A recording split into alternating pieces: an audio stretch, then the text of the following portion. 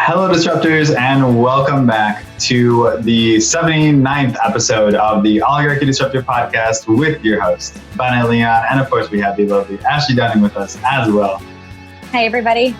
Alrighty, guys. So we have another amazing episode for you guys. We're going to be talking about the continuation of like the BLM movement. We're going to be continuing talking about how the cities across the country, now that Minneapolis has vowed to disband their police department, there's been like a rippling effect across the country, and we're going to start looking into that. We have a couple one video and one article to talk about.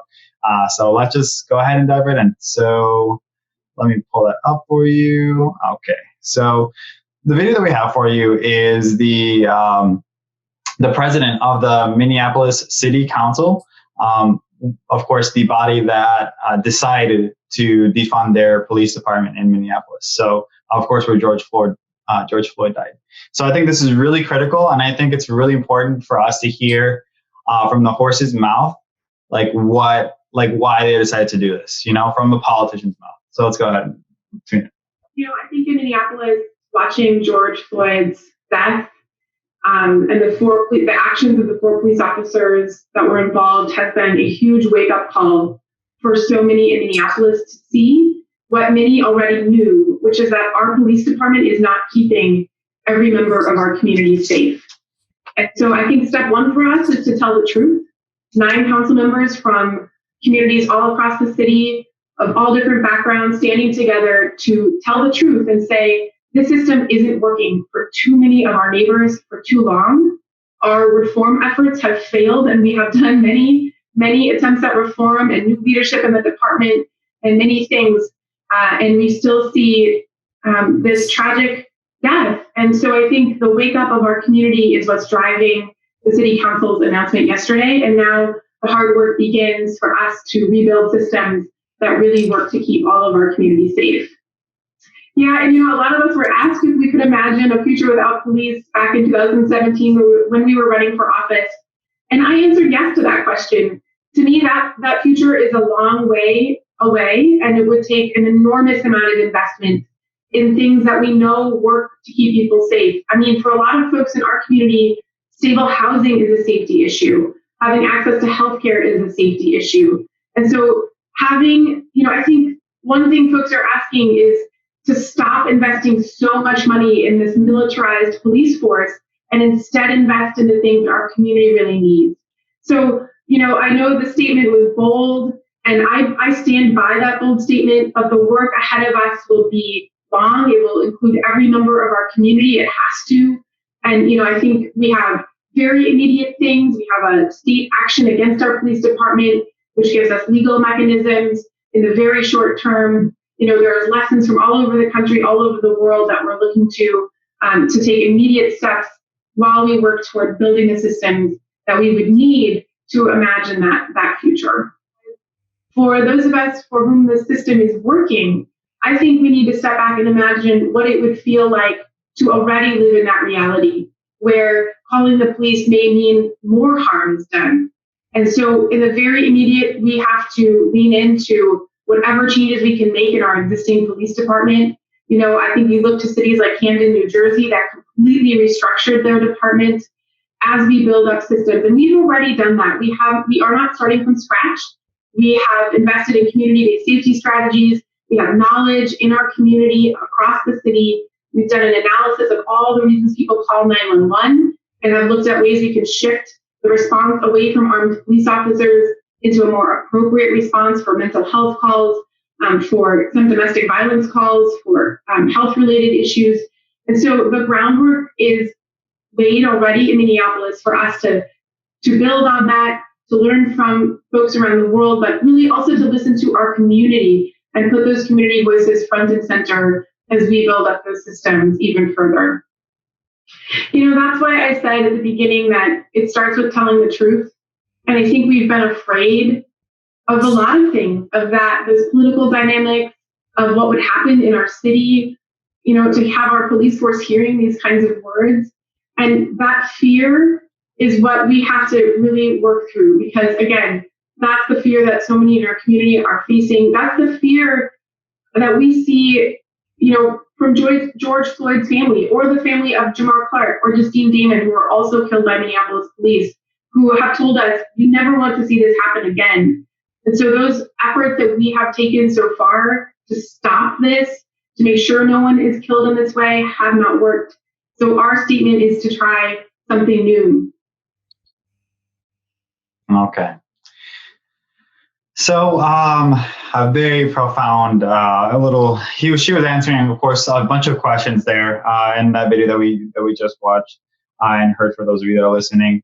But there were a few things that I thought that she hit on that I thought were really important. One, she kind of reiterated again, kind of at the end there, mentioning how the truth is very important to have the truth be said, and for them not only to acknowledge it but actually repeat it, act on it, apologize for it, and everything else that goes along with that.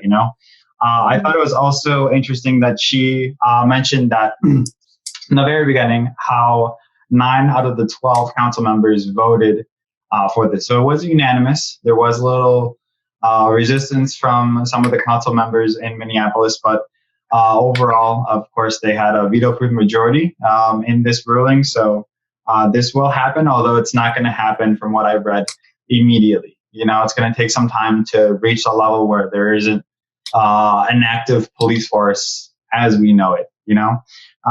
She also talked about how they, in Minneapolis, the politicians and the council members themselves, including herself, of course, actually listened to the will of their constituents, which is something that they should definitely learn, or the federal government should learn from, because I think it's in the single digits of what the the masses want, or what the people want is actually what gets done, as opposed to what the oligarchy wants or the oligarchs want. When they want something, they get it. So I thought it was pretty interesting, and I think it was really valuable to hear from the horse's mouth, like I mentioned earlier on, from Lisa Bennett, the president of the council member, but of the council there. So, yeah. Any comments from that? Well, I like what you said at the end there, that we've tried other things in the past and nothing's worked. And I think that a lot of people think that this is such a radical idea, and that this is something that people are just kind of pulling out of the hat, and these are radical liberals that want this happening. But really, it's not like nothing has been tried in the past. We've had bills go forth that have tried to reduce police excessive use of force. We've had these things banned, like the chokehold that they used. It's not stopping them from doing things, and it's not stopping. And in all honesty, it's not stop. We need to stop flowing money into these people so that they become more militarized. We're giving them the money to do that. And like she said, it's clearly not working. And what's really interesting? I'm glad that you brought up the militarization of the police, but because that's something that's happened very recently, that happened with 2014, 2016, something along those lines. And that was because there was a surplus in the military. And who was the president in 2014? President ding, ding, ding, ding. Obama. All right. So it's very interesting to note that because now that the police, that whole topic is arising, and so is the militarization of the police. This was an issue that was being talked about a lot 6 years ago or so. It was Democratic President Barack Obama who was militarizing the police, making the policy. I think that it's definitely arguable that that's been since, I would say, even the 90s. They've been flooding police departments with more money to get more high-tech equipment. Now you have more police departments than ever that have SWAT teams and special units just for things like drug raids, firearms, things like that. And they're very specialized forces, and they all have these specialized military equipment. I think maybe the specialized units is probably more new, but I don't know. The way that they handle situations seem to escalate them rather than de-escalate them. And that seems to be a common issue. Very common, unfortunately. It leads to the death of many. in the people of color's community, as we have seen time and time again. But I think this is a great time to kind of move on to the next resource that we have here, which is, of course, the article that we have from the New York Times talking about the same issue once again. And that is, after the protest, politicians at large reconsider police budgets and discipline. So there's been federal talk about this. There's been local talk ever since the city of Minneapolis also kind of did that. I believe this is also in Minneapolis. Oh, this is in Washington. Washington. Yeah, this is. They also have a giant one that says Black Lives Matter too. That's so cool. I saw that. That one's really cool. But yeah, so this is from earlier today. And something that we wanted to bring up as well was this paragraph in particular. In Minneapolis, in an abrupt change of course, the mayor of New York vowed to cut the budget of the nation's largest police force. In Los Angeles, the mayor called for redirecting millions of dollars from policing after protesters gathered outside his home. And in Minneapolis, city council members pledged to dismantle their police force and completely reinvent how public safety is handled. So in that one little paragraph, they have a ton of information, but the point of that paragraph is basically that all these cities across the nation, they're all reconsidering their police departments. They're all looking at all the kind of options. Not all of them has gone as far as Minneapolis has gone in actually completely dismantling their police force. But a lot of them have at least started defunding. Exactly, yeah. They started defunding theirs into the tune of hundreds of millions in the case of Los Angeles, and I'm assuming New York with their budget size. And where was the other one that you wanted me to bring up? Up a paragraph. This one? Nope, it starts with Democrats in Congress. Yeah. I think this is really awesome. Well, sort of, because as I mentioned before, this is not the first time that we've seen a bill across the Senate or House floor for police excessive use of force. But this is, I think, the quickest that we've seen it after something like this has happened. So that's positive. Yes. But also, I like that they say that it. Oh, I'm sorry. Go ahead. No. I was going to say, what did it take, what did it take for us to get this kind of reaction, this type of change from our politicians and stuff in our government? It took millions of us coming out to the streets, daily, holding the country hostage on top of COVID, on top of all these other issues that we have. And dozens of countries coming out and doing it too. Which is a great point, and I think why this can't stop. People, we can't think that things are changing. So now, everybody can just sit at home and, hope for the best. We've still seen protesters out today. I hope people are still going to be going out. I know I'm still going to be going out. So yeah. Oh, I wanted to mention though, this, I think this is, don't quote me, maybe I shouldn't say this, but I think this is the first time that I've seen anything that has mentioned making it easier to prosecute police misconduct. And I think that that's really important because not only because we've already had laws saying what police cannot do, and they're clearly breaking those laws. So having another bill for excessive use of force is maybe a bit redundant, but having something where, okay, if you do break this law, there are going to be consequences and we're going to hold you accountable. I think that if more police officers knew that they would have something like that, they would maybe think a little bit harder before they, whip out their taser on somebody or their gun. Mm-hmm.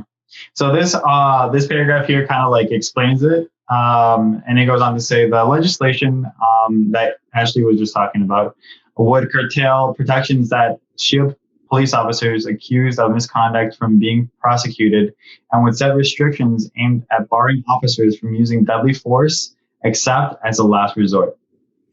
Which it should be. Like it always should have been. Yeah. Whatever. The fate of the measures was far from certain. They were expected to pass swiftly in the Democratic-led House, but President Trump and Republican lawmakers have yet to signal what measures, if any, they would accept.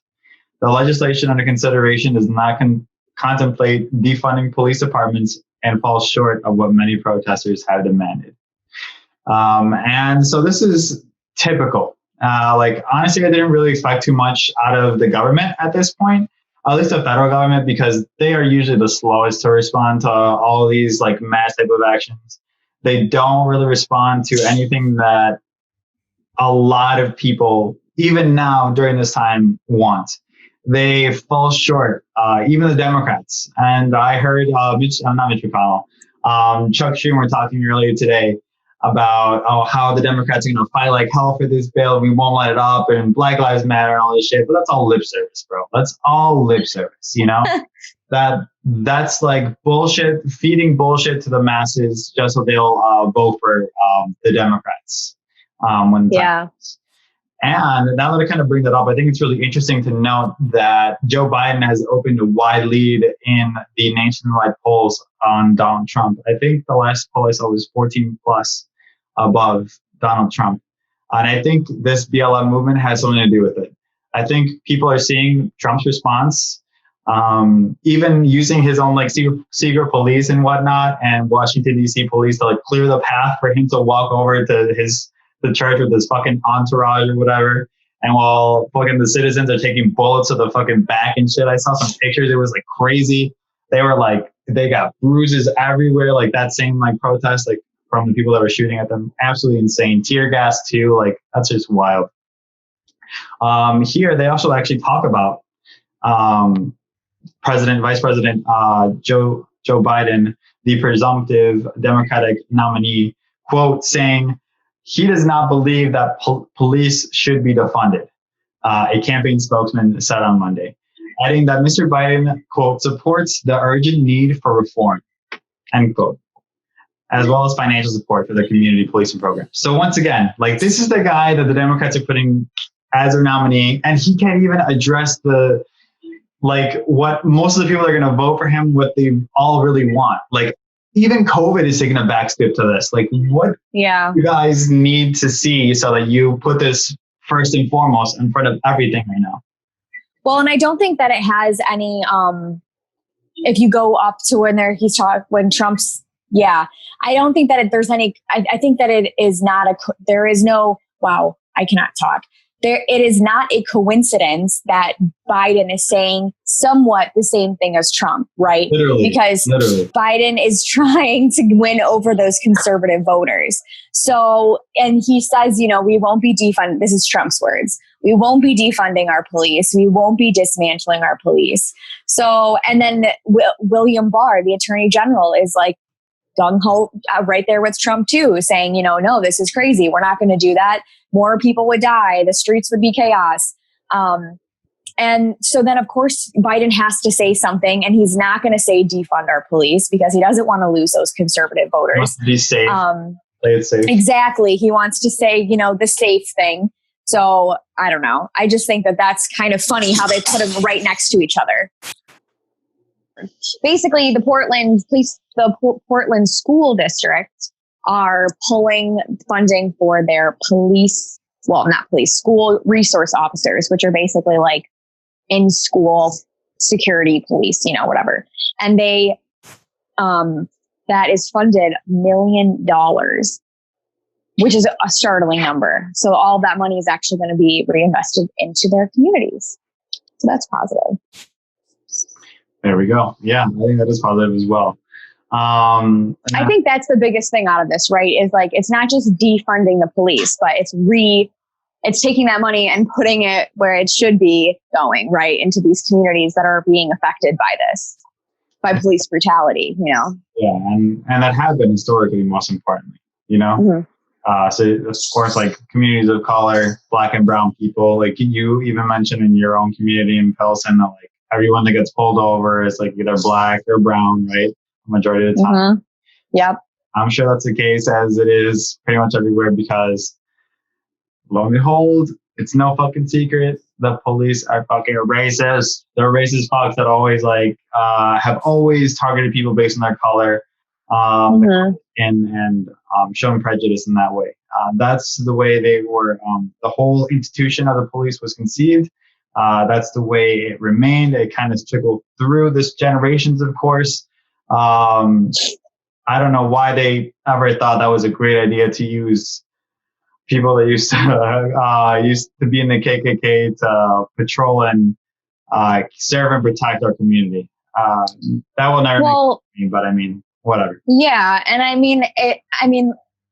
and we also have to think like, sure, that's where it started, but obviously there's not the exact same people in there, right? This is just a systemic thing. This is a societal issue.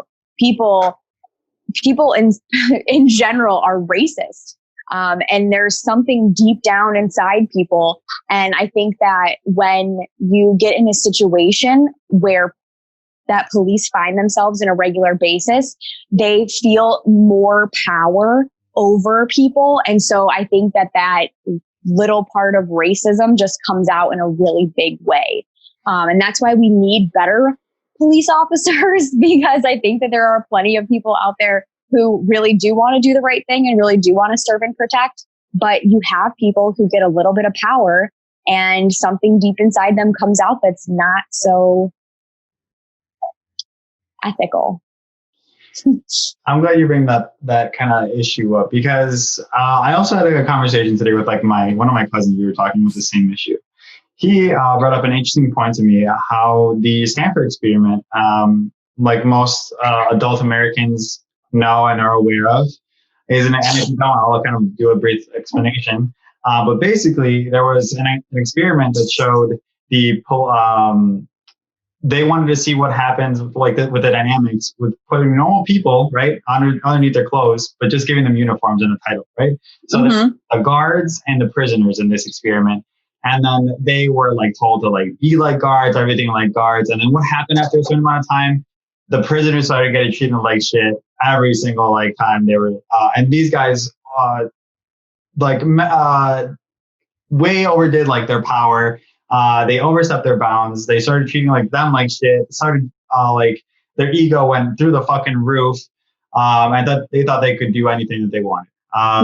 It was real. Like they actually really thought this. So even though they were aware this is an experiment, this is so powerful that they believed in like the validity of the experiment. So yeah, I think that kind of translates to human nature in this case, you know? Exactly. Yeah. Exactly. Okay. Anything else we want to bring up before we wrap it up? No, I don't think so. Okay. Just that it's clearly working, guys. So keep protesting. Yes. I think it's great that you kind of bring that up as well, because now that we're actually starting to see results, like for the movement in support of it, even at the federal level, to an extent, we need to keep pushing, because they are responding now that we're standing up, and now that we're saying that we will be there if they don't do what we tell them to do, you know? Like that's what we were trying to do all along, right? Like that's what we were always emphasizing, is that like, don't go outside to protest, like you being able to go like even be outside with without a mask or whatever. Like that was the most bullshit. Like I wanted to rip my hairs out every time I saw a group of people standing outside of like a courthouse or like some shit for that. But I was so happy, so happy that Americans decided to take a stand when it came to the killing of George Arbery. Not George Arbery. Wow, I combined their names. George Floyd, my bad. George Floyd. And then even the week before, it was like Ahmaud Arbery. We were talking about that. We made episodes on that. And then we got Taylor. I mean, the list goes on and on. That's the thing. It's not funny, but that's what's crazy. You get the names all mixed up because there are literally that many. Yeah, I guess. That's, I don't know. But yeah, so you guys get the point. We need to make massive change. We need to push the system. We need to push the people that are in charge of the system, hold them accountable, do everything we can, and hold their feet up to the fire when it comes to getting us what we want, and getting us social justice. No justice, no peace. Right? Absolutely. Okay. So let's go ahead and wrap up here. Thanks again, guys, for tuning in to this episode. We very much appreciate it, Ashley and I. And we will see you on the next episode. Oh, really quick. By the way, follow us on social media. Ashley, what social media do we have that they can follow us on? We have Instagram. We have Twitter. We have Facebook. We have YouTube. We have well, all the podcast ones as well. Apple Podcast, Spotify Podcast, Anchor Podcast. Oh my gosh, there's so many. Yeah, write reviews. Oh, and we have articles. Yes. And a website. You can listen on there too. There we go. All right. Well, thanks again, guys, for tuning in, and we will see you on the next episode. Bye, guys.